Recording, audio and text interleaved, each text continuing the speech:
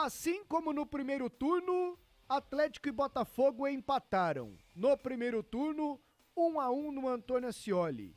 Neste sábado, o Atlético ficou no 0-0 com o Botafogo no Newton Santos, no Rio de Janeiro. Botafogo teve o Felipe Sampaio, zagueiro, expulso aos 17 do segundo tempo. E aí o Dragão, por mais de 30 minutos, jogou com um homem a mais. Só que não tirou o zero do placar, Kleber. 0-0.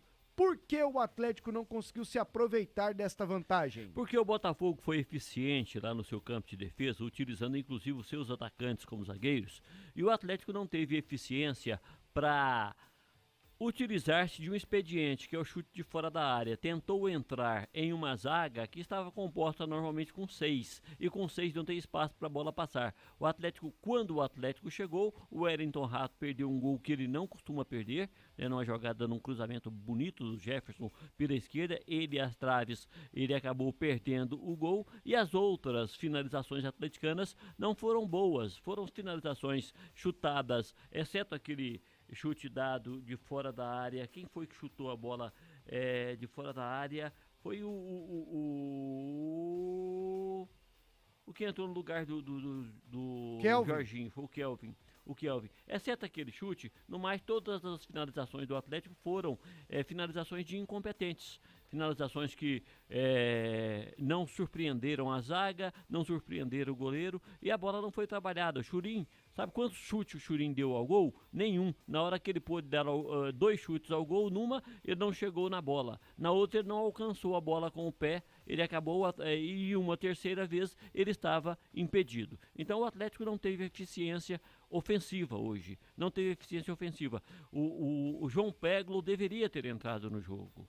Deveria ter entrado no jogo para abrir espaço, mas o técnico Jorginho acabou guardando o Peglo para a Copa Sul-Americana, para as outras competições, e não colocou o jogador em campo. O Atlético não teve objetividade e competência ofensiva para fazer o gol. O Botafogo soube se defender lá atrás. E lá atrás, lá na zaga do Atlético também, se não é a eficiência do Renan, o Atlético poderia ter perdido o jogo, porque o Renan fez 2 defesas de muita precisão.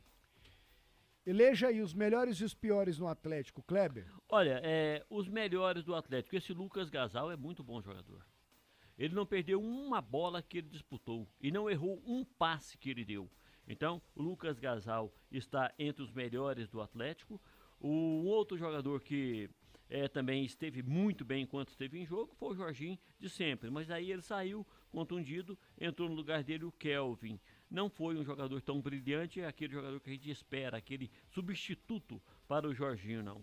E eu gostei do Luiz Fernando, que embora não tenha tido a efetividade que ele tem nas finalizações, mandou uma bola na trave, né, do Botafogo, apareceu bem para construir as jogadas pelos lados e está entre os melhores também. Para mim foram estes os melhores do Atlético. Os piores do Atlético, vou começar pelo pior deles, Marlon Freitas. Eu queria jogar, então era fácil. Olha, diretoria, eu estou negociado com esse time, não me põe em campo, me poupe dessa possibilidade, né?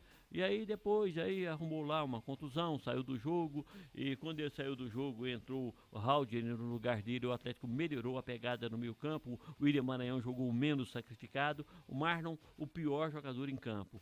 O Jefferson fez um cruzamento belíssimo, mas teve muitas oportunidades de definir o jogo, inclusive, e acabou não chegando com a necessidade que tem um lateral esquerdo de Série A de resolver uma situação. O Gêmeo, inclusive, no momento em que ele narrou o jogo, ele falou: não pode acontecer isso. Uma bola que ele recebeu do Wellington Rato, que ele se embananou com ela procurando a linha de fundo, faz como o Branco fazia, rasga a rede e se consagra, né? Aí toma as decisões equivocadas. O Jefferson, mais uma vez, eu não gostei da presença dele. Então, para mim, os piores em campo, Marlon Freitas, que foi muito mal, e o Jefferson, o lateral esquerdo, embora tenha participado bem em 2 lances. Quarta-feira tem o Corinthians, Copa do Brasil, e depois o Cuiabá aqui no Antônio Ascioli, domingo que vem às 6 da noite. Ô Kleber, Tá afunilando pro Atlético no Brasileirão, hein? O risco aumenta a cada rodada. Pois é, só falta alguém falar que o empate fora de casa foi bom, né? Contra um time que tem 10 jogadores, a partir dos 17 minutos do primeiro tempo, do segundo tempo, o jogo foi até os 55, então são 28 minutos jogando, 33 minutos jogando com um jogador a mais e não tirar proveito dessa situação.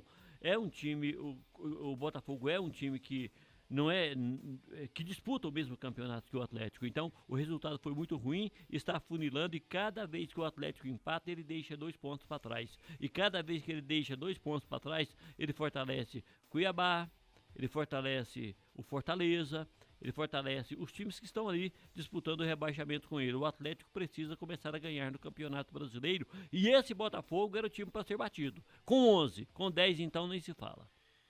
Esta opinião do Kleber Ferreira, amigo dos amigos do empate do Atlético 0-0 com o Botafogo lá no Engenhão.